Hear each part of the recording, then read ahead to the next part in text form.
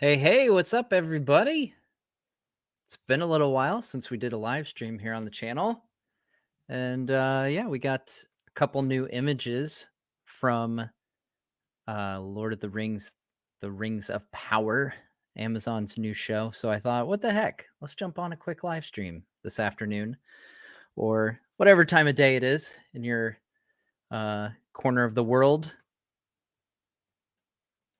So yeah, I thought let's take a look at these couple new images, and I'm curious to hear, some of the thoughts here in the chat. What if you have any theories? I'm very curious about the sword that we see here. We got a new character name as well. Um, all right, so first up, let's start with this one. So we're gonna bury the lead a little bit because I think the second one is probably the one that we'll have the most to theorize on. So once again, this is Bronwyn, who is an original character for the show, as we know. It was stated in some of the earlier material that she's like a healer um, somewhere in Harad, which is the southern lands of Middle Earth. So that would be down here, Harad, very big area. We've got Umbar is right here. So yeah, she could be anywhere in here. Who knows? But that's Bronwyn. Um, I do like that if you look on Twitter, sometimes you can get some like clues from um the images because Twitter has like the alt uh button where you can click the image description. Um So it says, wearing a long red hooded cape, Bronwyn stands near a small pool of water that sits within a rocky mountain. Now, if I was going really far down the rabbit hole here and like trying to find a connection in everything, immediately what comes to my mind when I think a pool of water within a rocky mountain would be uh, the Miramir, right? To the east of Khazad-dûm, right? That Durin first looked into and saw the 7 stars, the crown of stars above his head. But yeah, I doubt that that's the case. What do you guys think? Do you guys think is there any chance this is a mirror? This is a lady from Harad. So that's a pretty good distance away. That'd be quite a trek, to go from Harad. That'd be clear up here. The mirror is right here.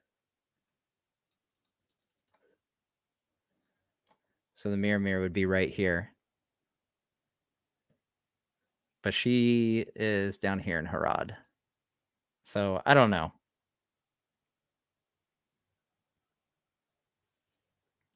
I doubt it. I kind of doubt it.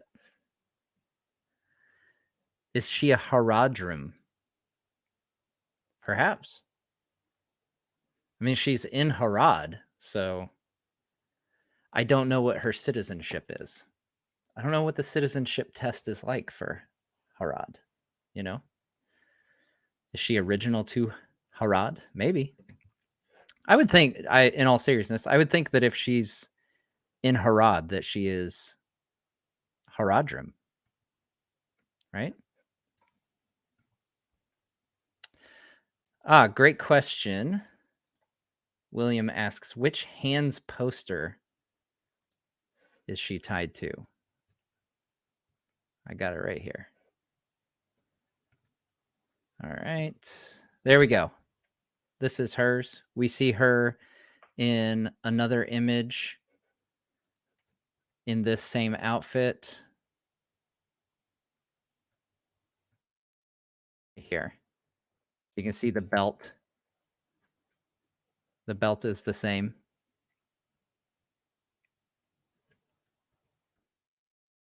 So there we go. She's the one with the gosh, I always forget the name of that tool. What's that? Help me out, guys. What is that tool? The thing, with the curved blade.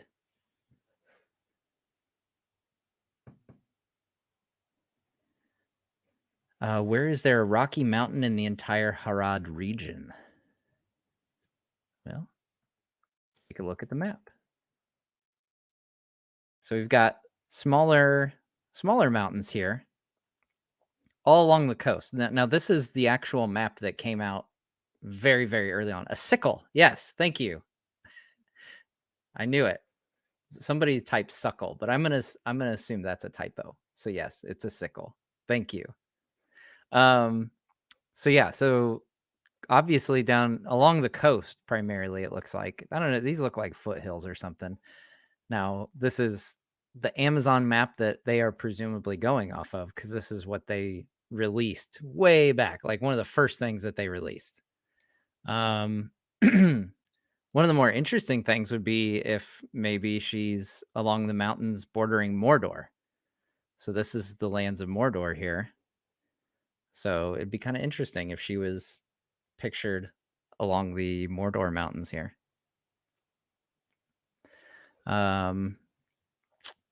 Yeah. Any interesting theory? What do you guys got? Anything from this image that that sticks out to you?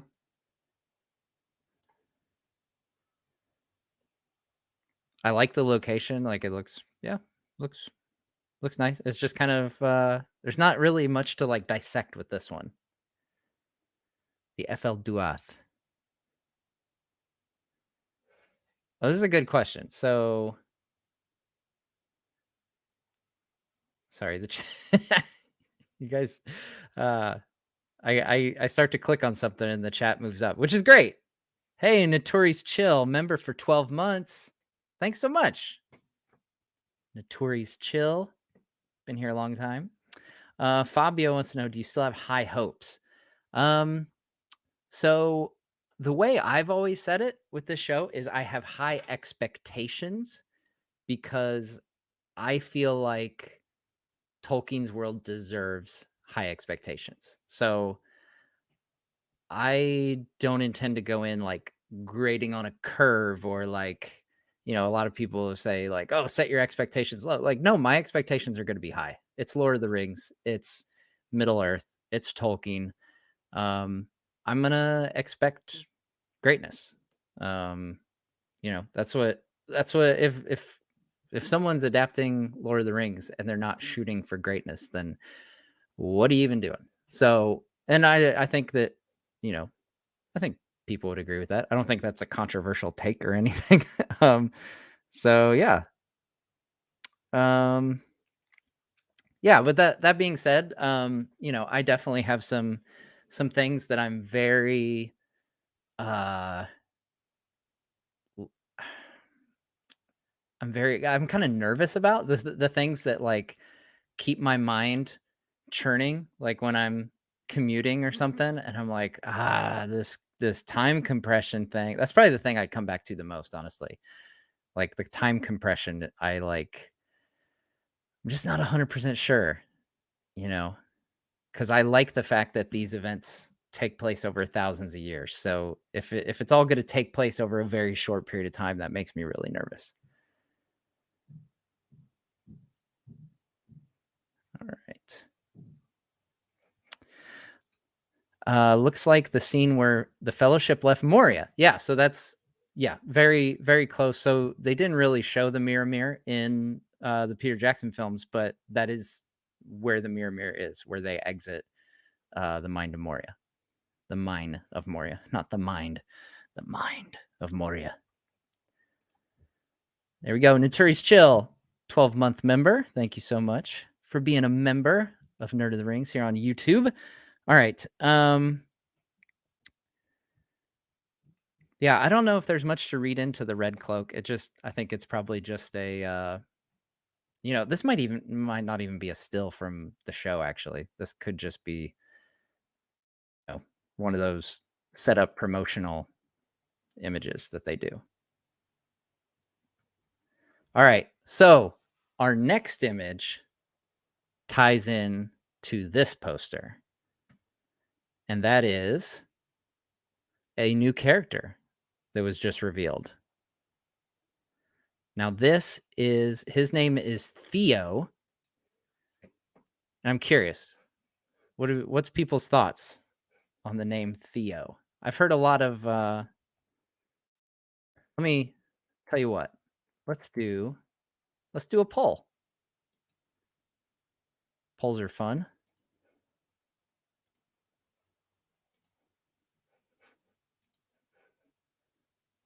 Yeah, obviously, someone very young here.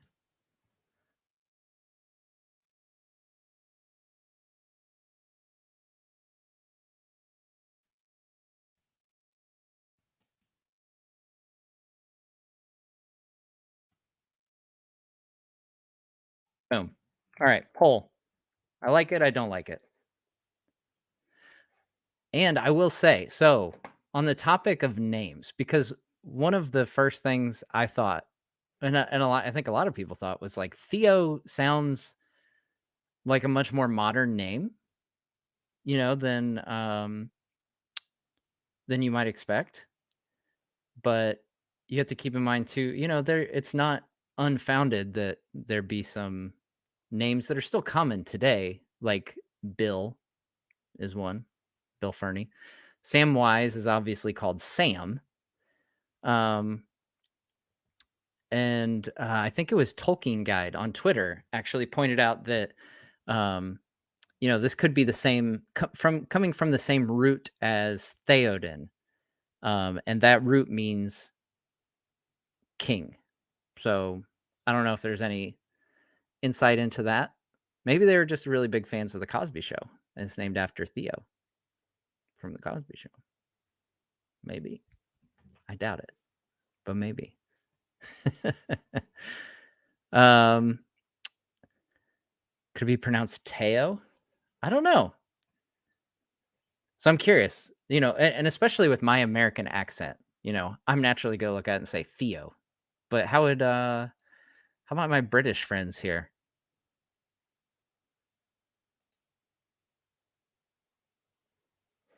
Anybody spell it phonetically? How would a British person say Theo?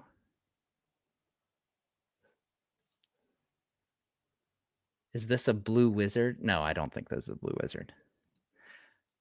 I think we can definitely tell the jacket does match, though.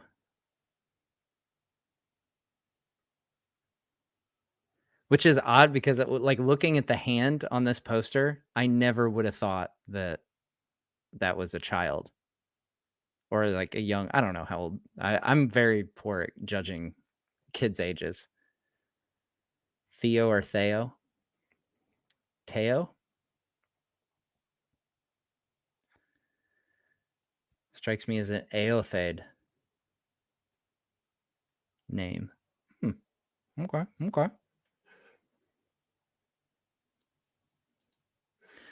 Yeah, it does look like there's a rune on the blade, which we went over in one of the breakdowns that I did.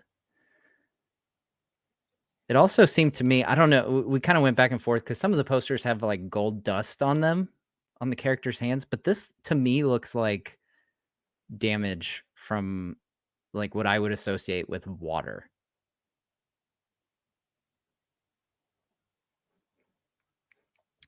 Now, so so we know this is the same sword that we saw on the poster. So now the question is, all right, I'm going to end this other poll. So 70% are not sold on the name Theo. I think I'm going to have to, like, honestly, I have to hear it like in the show. Because at first I was kind of like, oh, that's an interesting choice. But I think I need that British pronunciation, to know. I should have brought some of my British friends on here and they could have told me how they would pronounce it. Oh yeah, Tom is another name. Yeah. So interesting. So if you haven't seen it yet, I did an interview a while back with one of the lore masters from Lotro, and he brought up the fact that there is a name that they could have used because it's an Anglo-Saxon name, but they didn't because they just thought it would be like people would not take it seriously at all. And that name is Chad. They could have named a character in Lotro Chad.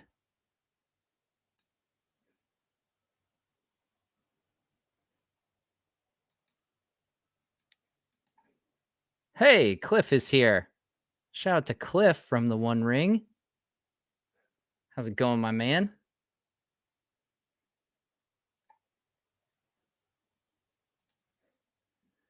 Of course, we are not sold on the word because in this aspect, we aren't seeing the linguistic efforts of Tolkien as we always do behind these character names. It's about the philology.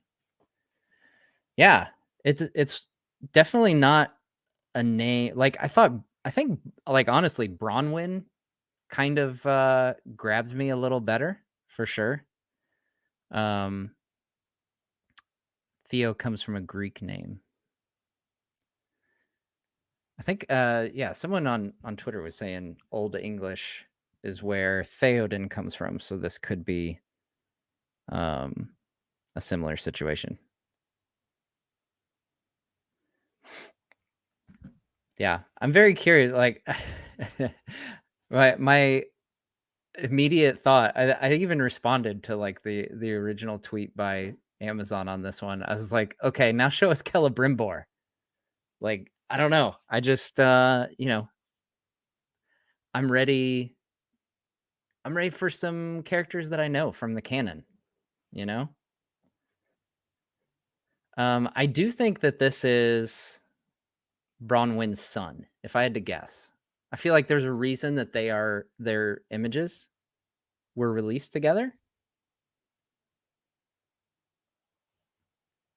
So I think there's a good chance that this is Bronwyn's son.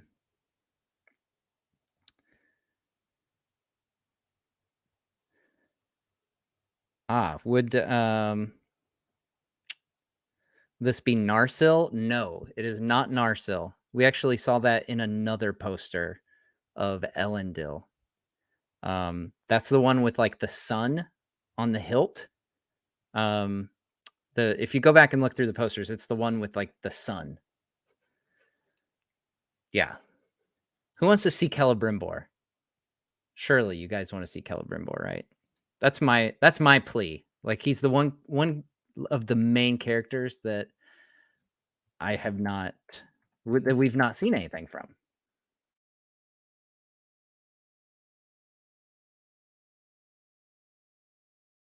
All right, so we'll get to the theory, and I'll post it for the group. Is this sword GURTHANG? And for those of you who are not familiar, GURTHANG, formerly known as Anglakel, was the sword first carried by Beleg Strongbow and then Turin Turambar in the Children of Húrin story. And at the end of that story,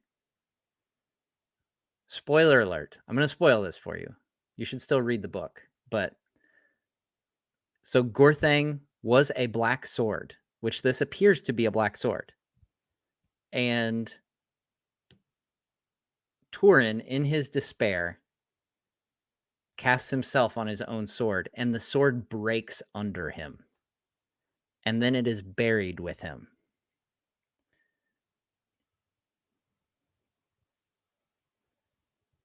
So, could this be GURTHANG? Once again, because you know I'm going to, we're going to look at the map. All right. So, does anyone remember? I feel like I'm in a class right now. Does anyone remember the final resting place of Turin Turambar and Morwen?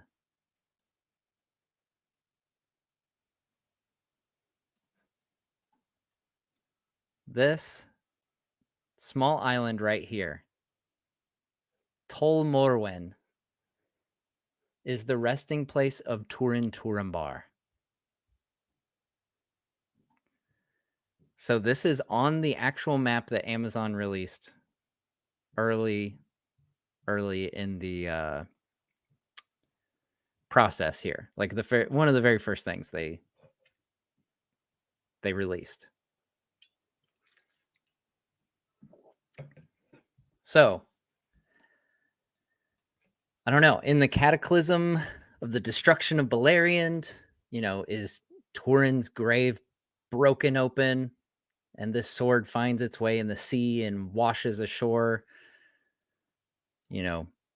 a lot of miles this way, or leagues, I should say.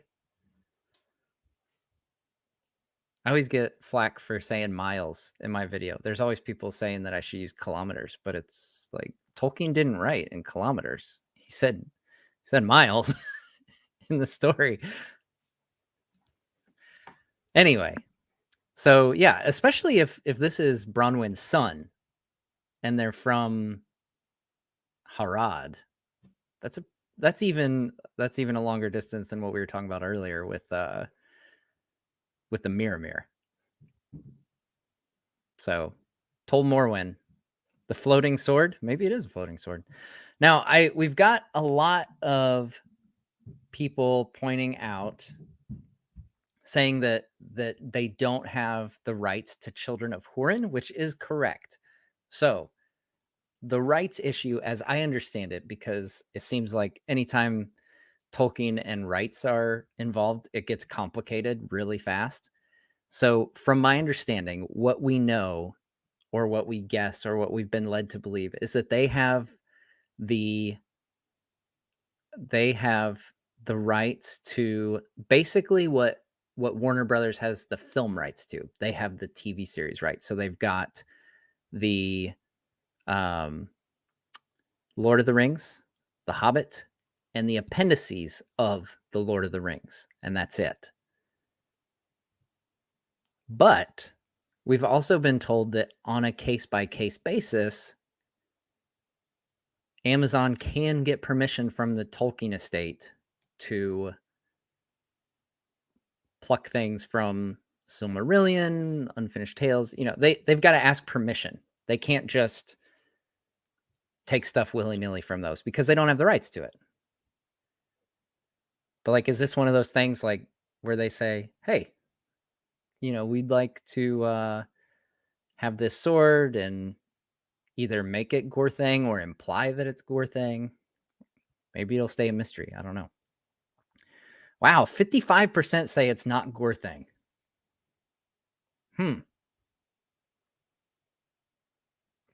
I thought that was a pretty good theory. You're breaking my heart. Does Theo grow up to be a ring wraith? That would be pretty crazy. He's awfully young to be a ring wraith right now, but maybe. Angurel? I always have trouble. There's certain words that like Angurel.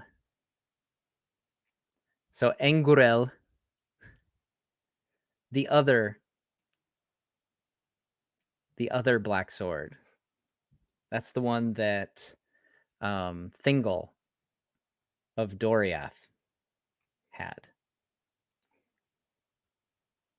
Could be. So Doriath is destroyed by this point, obviously, with the rest of Beleriand. Yeah. So that sword, it's lost. We don't know what happened to it. So maybe that could be. I did like the combination that, the connection that GURTHANG was broken, Okay, Jude agrees with me. So a couple of you agree with me.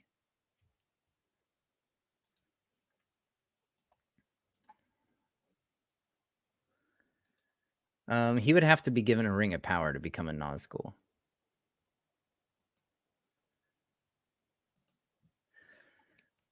Okay, so Morgoth is upset here because it doesn't sound like Morgoth is getting flashbacks. So Morgoth is upset. I'd say it's unlikely. If Morgoth did show up in a flashback, I bet it would be like a glimpse, maybe. That seems like to have the big bad of the entire Tolkien world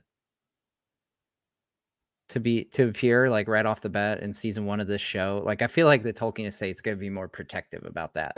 Just like they would be protective about Gondolin, Fall of Gondolin and Children of Hurin, some of these tales like to be adapted. I think they're going to be more protective about that. Here's an interesting thought. Morgal Blade. Let's see here. Could this be a Morgal Blade? See, it seems like a full-length sword. Like it's, especially with how long the hilt is, right? Like I don't think that would just be a dagger. Like if it was, but a Morgal Blade is an interesting thought. We should note though, Minas Morgul does not exist at this point. Again, I can't stay off the map for too long apparently. So Minas Morgul is right here. Minas Tirith's right here. Osgiliath's right here.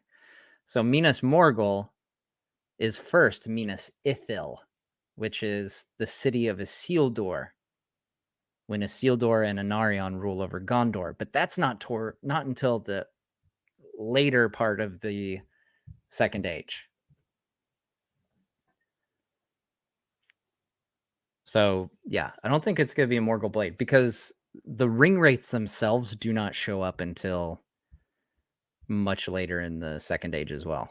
I think we're going to see, I think there's a decent chance we see transformations of Nazgul in this show. That's just a hunch, but what year is the show set on?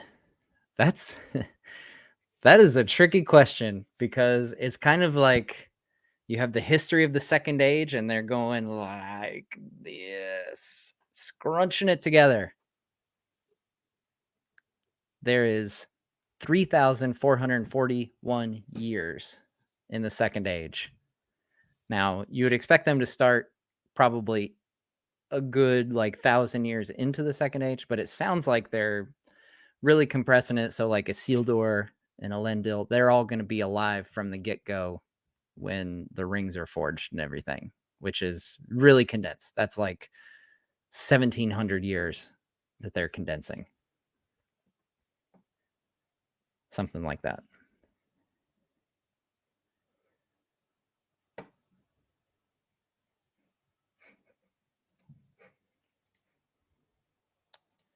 Will it go into the Third Age?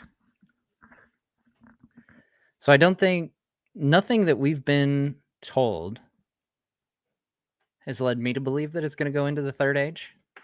Now, if this show comes out and is a massive success, and they tell the entire story of the Second Age, and they go through the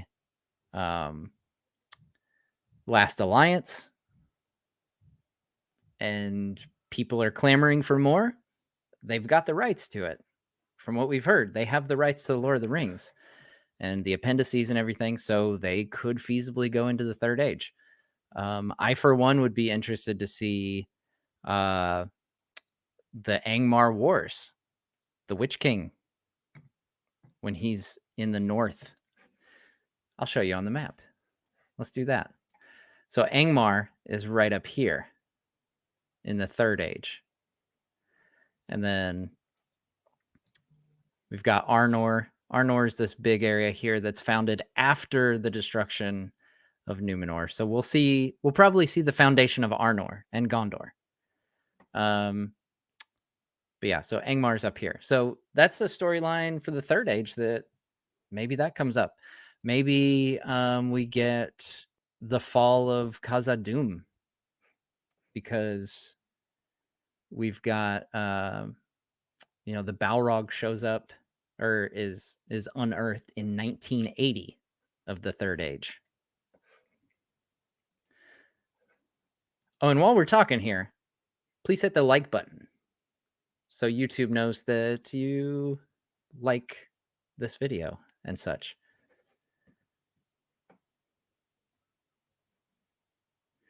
Yeah, I think they've got to do some kind of time compression. Like I expected there to be some compression, but I still expected us to have like multiple generations of men, you know, because of how integral the divide is between men and elves, the immortal and the mortal, and how that drives a wedge between their cultures, and how Numenor's fall is tied to the fact that they're mortal. So I thought we would see that. Like I'm curious to see how they portray that. Like we're gonna have to see some aging on these men, or else it's gonna be that much harder to, um, to for us to relate to like, oh yeah, they're aging, these elves are not. Whereas I feel like if we had seen generations of kings come and go, like every 1 or 2 seasons, we've got new men in place and like the others have died off or they're like super old, that would kind of drive home that point that's so pivotal in the second age. Mighty Mim, thank you for the super chat. Work got the better of me, but I made it. Well, welcome to the stream. We've already looked at both the images and kind of dissected and stuff, but hey, better late than never. You can always go back and watch from the beginning too.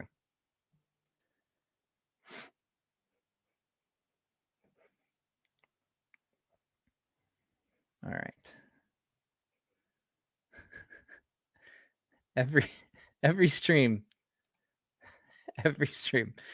I've got to bring it up. I think I'll make it a thing to bring this comment up. Every stream that of Gondor brings this up.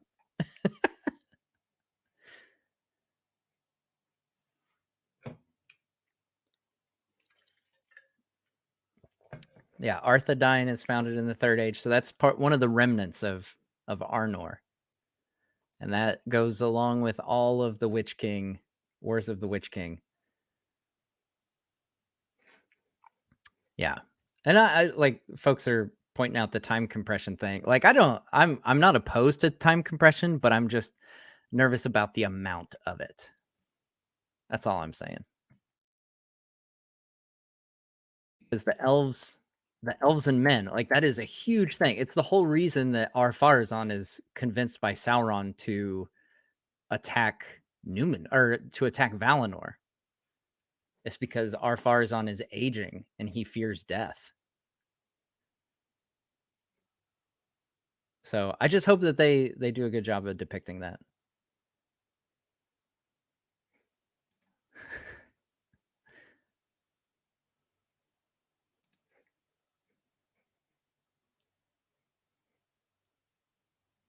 Oh, Cliff. I love it.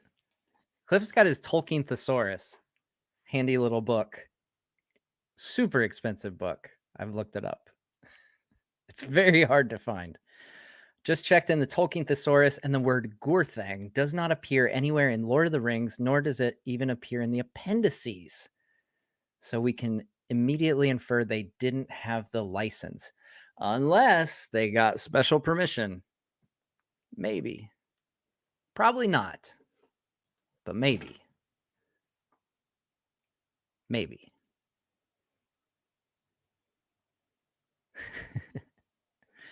Cliff it's true. Cliff is like the only person I've heard that has that book. Like I'm kind of convinced that Cliff might have like, I don't know, one of 3 in existence or something.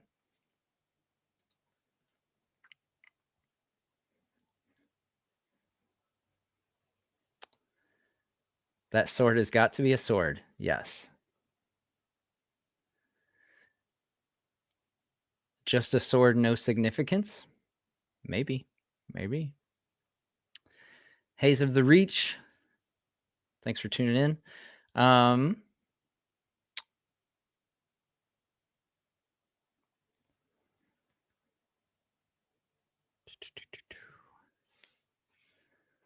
Sorry, my chat spinning out of control here. My mouse freaked out on me. Yes, Digital Tolkien Project. That is an excellent resource online where you can search any term. It's kind of like, I guess it's in a way, it's kind of like Cliff's thesaurus for folks who prefer the interwebs.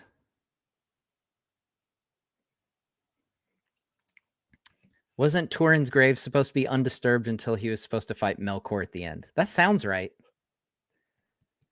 I'll have to revisit that.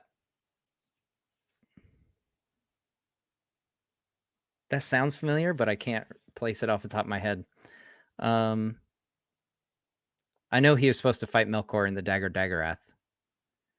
And that's one of those, again, one of those areas that's kind of like maybe not canon. Like he kind of, Tolkien kind of debated on whether he liked that or not. I think it's kind of cool. Why do two Durins live at the same time? This was one of my big questions after the Vanity Fair thing. And again, time compression. Yeah, I'm nervous about that part too, because I really love that the whole Durin, their belief that he's reincarnated. And yeah, so having two at the same time just feels odd to me. So I'm very curious. I've seen like the articles and posts and stuff where like, oh, they have something planned for that. There's something there. And I want to know what it is because it makes me nervous because I love the dwarves. As you can see, my hat, dwarvish. If you haven't seen this yet, this is my Nerd of the Rings dwarvish hat.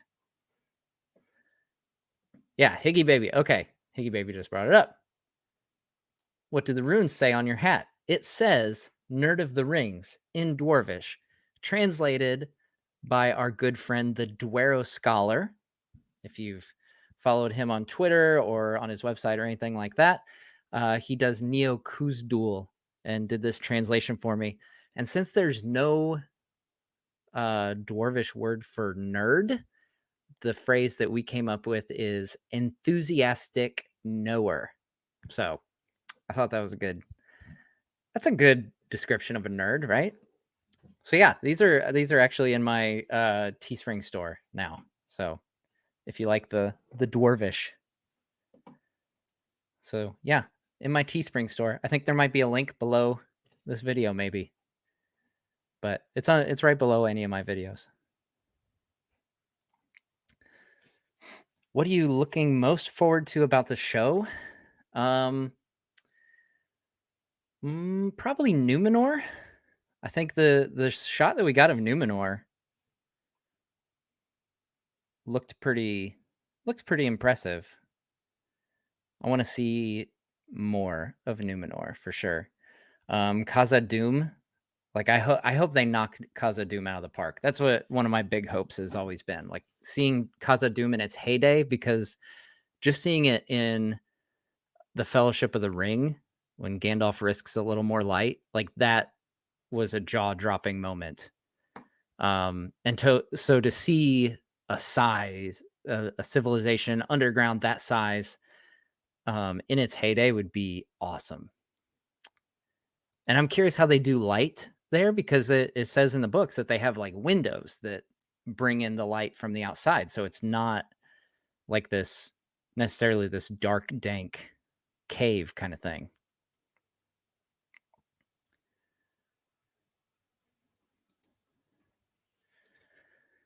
Theo is holding the blade in wonder, like he just found it there, but where is he? Probably not his own house then. Is he a burglar, or is it his own home, and did he just found it on the beach? To me, this looks like a barn. Like with the slats in the yeah, in the walls and everything, like all that light coming in. It's not a very weatherproof house, if that's a house. Yeah, if I had to guess, like it kind of gave me a vibe like he found it and then hid it in the barn, and now he's going back to look at it. Like when they have something they're not supposed to have, they're trying to keep it secret, but can't help but look at it. It's like Pippin with the Palantir. Not a very weatherproof sword either. Yeah, I hope we do see the first stage trees and stuff. 2 trees, that'd be cool. I mean, we saw it in the first promotional image.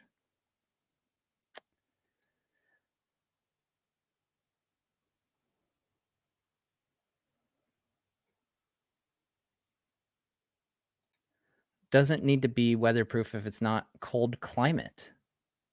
No. But what about rain? You still get rain, right? Even if it's not cold. Don't want rain coming in your house. I think it's a barn. Look, it has a ladder in the background. That's like going up, to like a hayloft kind of thing. That's the farm boy in me.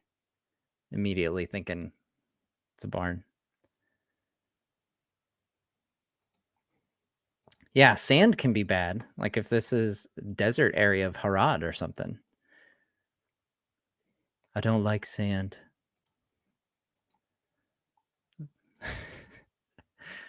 Been playing a lot of Lego Star Wars over on the Nerd of the Bricks channel. So I've got we finished all the prequels the other day. So I've got the prequel jokes in my mind. All right, we'll go for a couple more minutes and then we'll go ahead and wrap this up.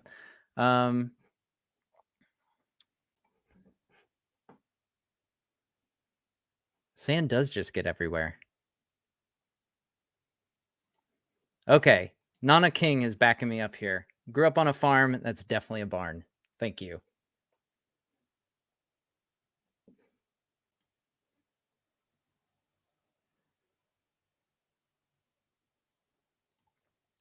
Yeah, so we're talking about the 2 trees and everything, like the Finrod, what's believed to be Finrod. It's probably a flashback. I think so. Yeah, 2 trees is definitely a flashback. I can't see how that wouldn't be. All right, Mighty Mim, thanks for the super chat. You can pick one pairing to see in the show. Would you rather see Alatar and Palando or Tom Bombadil and Goldberry? As much fun as it would be to see Tom Bombadil and Goldberry, I think Alatar and Palando or Morinitar and Romestamo, if we're going by the other names, would be the ones that would make more sense. And they play a direct role in the lands of Harad and Rune, so in the south and the east, which are 2 realms that I really, really, really want to see. Like, I really want them to explore those areas and explore those cultures. I think there's some pretty compelling storytelling in the Second Age to be had, especially with Harad, because they are, depending on the time period, they are either allies of Numenor, who would then be, allied with Numenor and against Sauron, like good friends with Numenor, who's like teaching them stuff that they've learned from the elves, or they're being oppressed by Numenor while also being manipulated by Sauron. And then finally, most of them allying with Sauron by the later part. So they're like, it's this area that's an important area that is caught between 2 great world powers. And yeah, I just think there's a lot of, compelling storytelling that could be done with Harad and the East as well. I think, but especially with the Second Age in particular, when it comes to Numenor, being such a big part of the Second Age, I think Numenor against Sauron with Harad caught in the middle, especially later when Numenor isn't all that great of a place and they're kind of jerks to everybody. I think that could be really interesting.